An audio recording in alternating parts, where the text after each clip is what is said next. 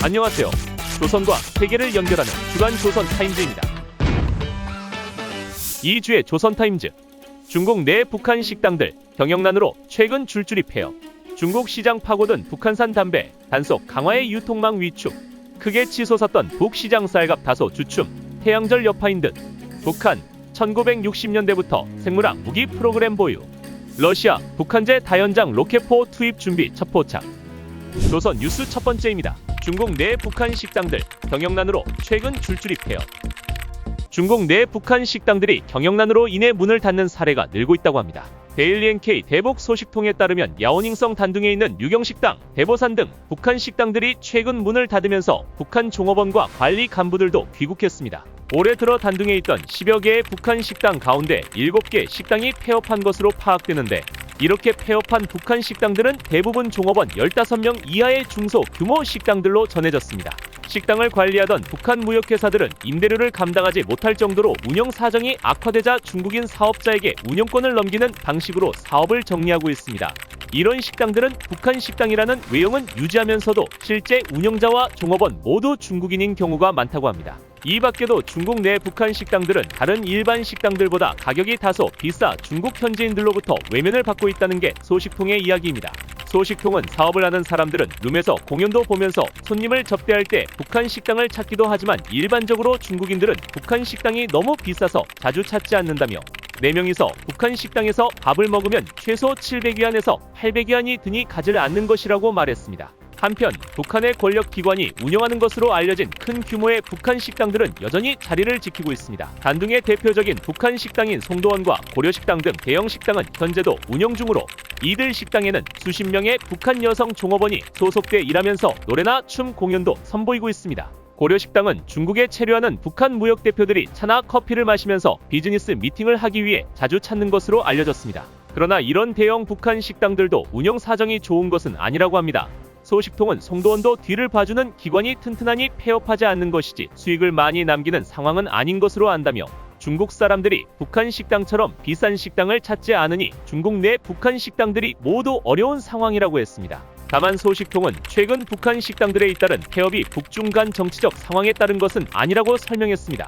그는 중국 내 경기가 좋지 않아 북한 식당들도 자연스럽게 사업장을 정리하는 것이지 중국 정부가 이들의 사업을 반대하거나 북한 당국이 이 사업을 중단하게 한 것은 아니다라며, 중국 경기가 살아날 경우 북한 식당이 다시 확대될 수도 있을 것으로 본다고 말했습니다. 두 번째 뉴스입니다. 중국 시장 파고든 북한산 담배 단속 강화의 유통망 위축.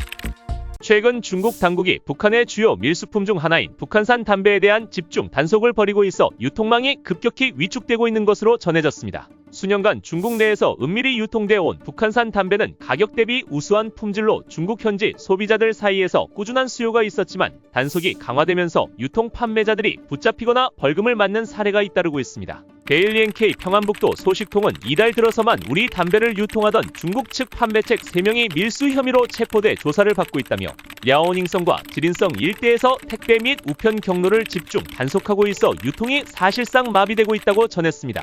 소식통에 따르면 압록강 담배 회사를 비롯해 평양은하 담배 공장, 내고양 담배 공장 등 북한 내 주요 담배 공장에서 생산된 20여 종의 담배는 그동안 밀수로 중국에 넘겨져 중국 시장에서 은밀하게 유통됐습니다. 북한산 담배는 품질이 중국산 고급 담배에 뒤지지 않으면서도 가격은 더 저렴해 중국 현지 애용가들에게 꾸준하게 인기를 끌어왔습니다.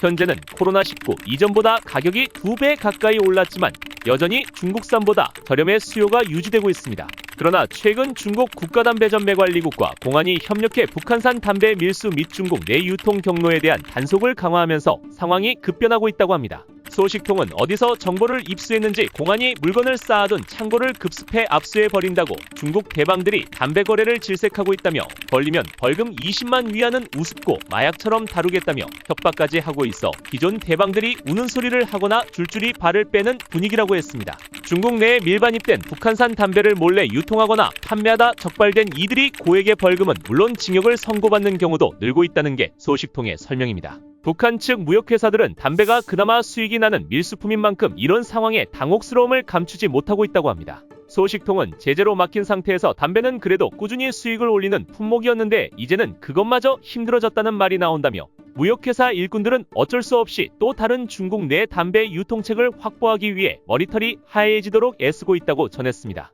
이어 판매 허가를 받은 이들이 아주 소량만 판매하는 건 공안도 사실상 묵인하고 있지만 대량 판매는 철저히 단속하고 있어 앞으로 한동안은 담배로 외화를 신나게 벌지는 못할 것으로 보인다고 말했습니다. 세 번째 뉴스입니다. 크게 치솟았던 북시장 쌀값 다소 주춤, 태양절 여파인 듯. 역대 최고치를 찍었던 북한 시장 쌀 가격이 최근 들어 다소 하락한 것으로 나타났습니다. 데일리NK가 정기적으로 실시하는 북한 시장 물가 조사에 따르면 지난 13일 평양의 한 시장에서 쌀 1kg은 북한 돈 9,100원에 거래됐습니다. 2주 전인 지난달 30일 평양 시장의 쌀 가격이 9,500원이었던 것과 비교하면 4.2% 하락한 겁니다. 다른 지역도 비슷한 하락세를 보였습니다.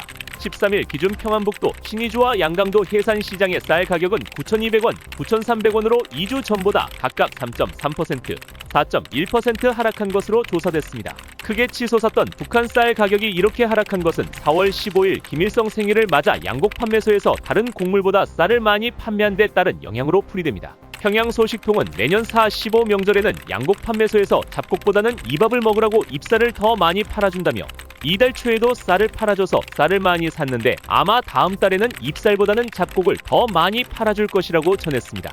이밖에 쌀 가격이 1kg당 1만원에 육박할 만큼 크게 오르자 수요가 쌀에서 옥수수로 옮겨간 것도 시장 쌀값 하락에 영향을 준 것으로도 분석됩니다. 이와 관련해 시장의 강냉이 가격은 오히려 소폭 상승하는 모습을 보였는데 실제 13일 평양시장에서 거래된 옥수수 1kg의 가격은 4,100원으로 지난달 30일 조사 당시보다 2.5% 오른 것으로 나타났습니다. 신의주와 해산시장에서 거래된 옥수수 가격도 각각 4,150원, 4,250원으로 2주 전보다 1.2%씩 상승한 것으로 파악됐습니다. 6월 말 밀보리 등 대체 식량 수확이 시작되기 전까지는 지난해 비축해둔 식량이 시장에 공급되는 것이기 때문에 수입 식량 공급이 이루어지지 않으면 시장의 곡물 가격은 계속해서 상승할 가능성이 클 것으로 보여집니다. 다만 북한 당국이 양곡 판매소를 통해 식량 판매량을 다소 확대할 경우에는 시장 곡물 가격이 하락할 가능성도 있습니다.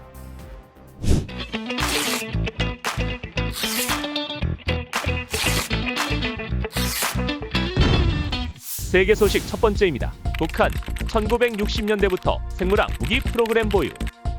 북한이 생물학 무기 프로그램을 최소 1960년대부터 보유하고 있다는 미국 정부의 평가가 나왔습니다. 미국 국무부는 지난 16일 연례적으로 작성해 공개하는 2025 군비통제 비확산 군축 합의와 약속의 준수 이행 보고서에서 미국은 북한이 생물학 무기 프로그램을 보유하고 있으며 생물무기금 지협약 제1조 및 제2조에 따른 의무를 위반하고 있다고 평가한다고 밝혔습니다. 이어 북한의 생물학 무기 보유 시점을 최소 1960년대 이후라고 명시했습니다.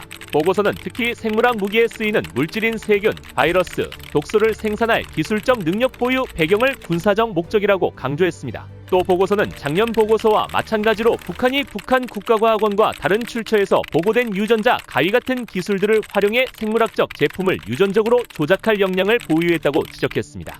아울러 보고서는 북한은 분사기나 독극물 펜 주입 장치 같은 비재래식 시스템을 통해 생물무기 물질을 무기화할 가능성이 크다며 북한은 이를 화학무기 사용수단으로 활용해왔으며 생물학 무기 물질을 은밀히 운반하는 데도 사용될 수 있다고 평가했습니다. 이어 북한은 생물학 무기 개발을 지원할 수 있는 생명공학 기술 및 전통적 무기 생산 인프라를 유지하고 있으며 이중용도 과학 분야에서 다른 나라와의 협력이나 생물학적 장비 및 물질 구매를 통해 능력을 지속해서 개선하고 있다고 덧붙였습니다. 보고서는 또한 북한의 핵무기 개발과 관련해서는 풍계리 핵실험장을 7차 핵실험에 활용될 장소로 평가했으며 북한의 완전한 비핵화가 여전히 미국의 목표라고 제시하면서 미국은 이를 달성하기 위해 한국, 일본 및 기타 동맹국 파트너와 긴밀히 협의하고 있다고 밝혔습니다. 두 번째 뉴스입니다. 러시아, 북한제 다연장 로켓포 투입 준비 첫 포착.